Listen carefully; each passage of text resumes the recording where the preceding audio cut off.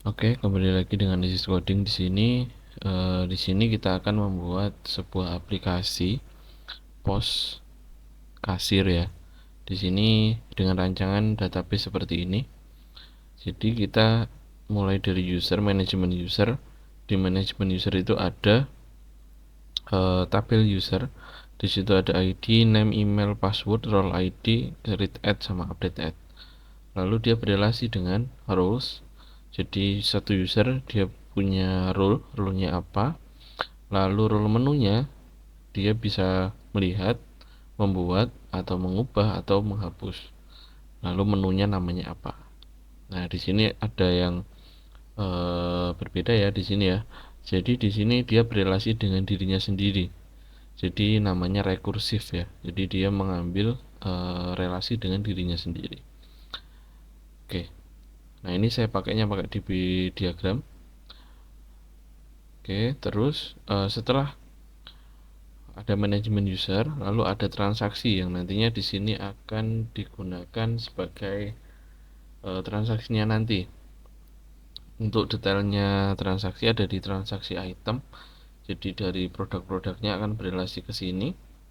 Lalu setelah payment di sini akan ada tabel payment. Jadi kan nanti pakai QRIS atau cash atau transfer. Jadi pakai API nantinya. Jadi ada tabel tersendiri untuk menyimpan totalnya. Begitu. Terus itu ya. Terus di sini kan ada price ya. Ada price di sini, tapi di sini juga ada price lagi. Fungsinya untuk apa?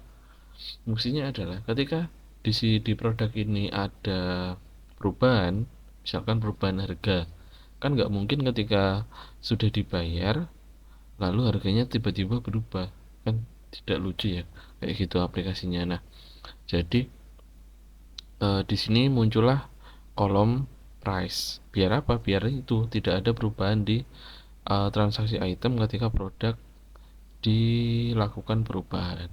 Seperti itu. Itu adalah rancangan database-nya. Nah, sekarang untuk apa ya? Toolnya itu kita menggunakan namanya Laravel 12. Jadi frameworknya adalah Laravel 12 yang dimana bahasanya adalah bahasa PHP. Lalu nanti ada kombinasi sedikit dengan JavaScript sama CSS HTML dengan Bootstrap ya. Oke, sekarang kita akan langsung buat aja. Di sini saya menggunakan Laragon, saya masih menggunakan Laragon 6.0. Tapi kalau mau pakai yang terbaru silahkan. Itu sekarang juga bisa dipakai. Nggak seperti yang versi 7.0 itu nggak bisa dipakai ya, harus beli lisensi. Tapi kan sekarang sudah bisa download sendiri aja. Nah, untuk membuat kita harus start all dulu.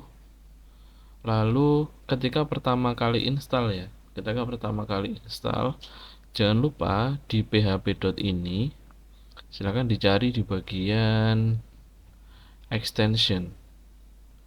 Di bagian extension, nah di bagian extension ini jangan lupa zipnya dihilangkan titik komanya. Ini awalnya seperti ini. Nah, ini silahkan dihilangkan.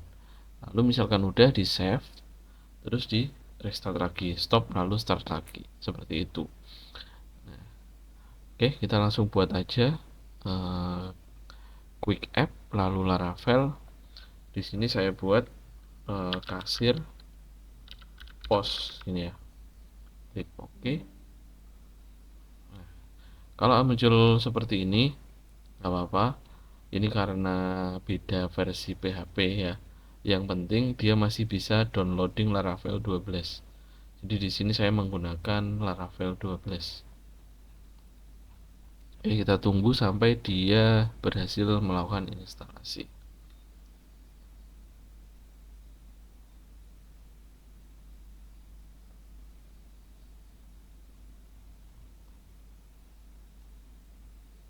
Oke. Nah, ini tinggal nunggu. Oke, nah ini udah selesai. Nah, kalau pakai langkah tadi, pastikan kalau ada logo apa namanya? Logo tameng ya. Di sini itu di yes saja. Lalu di sini nanti akan selesai.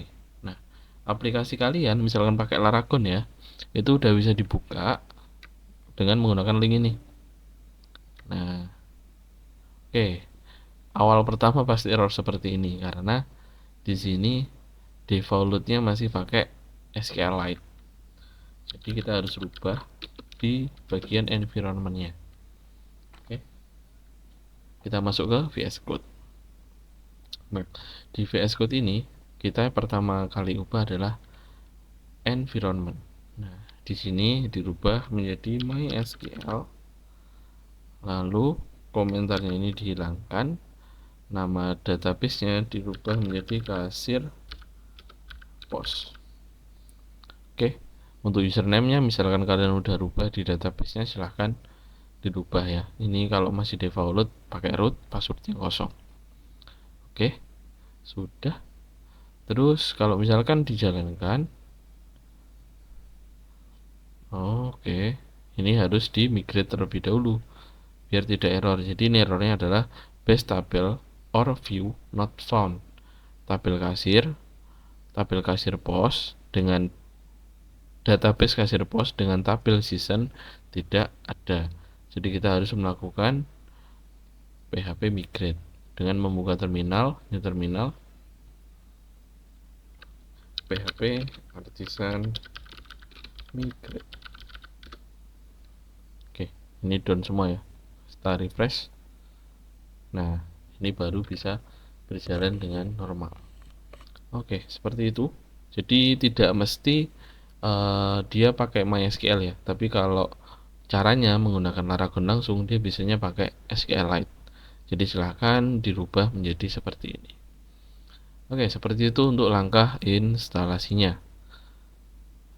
Kita nanti akan berlanjut ke konfigurasi migrationnya. Oke, terima kasih.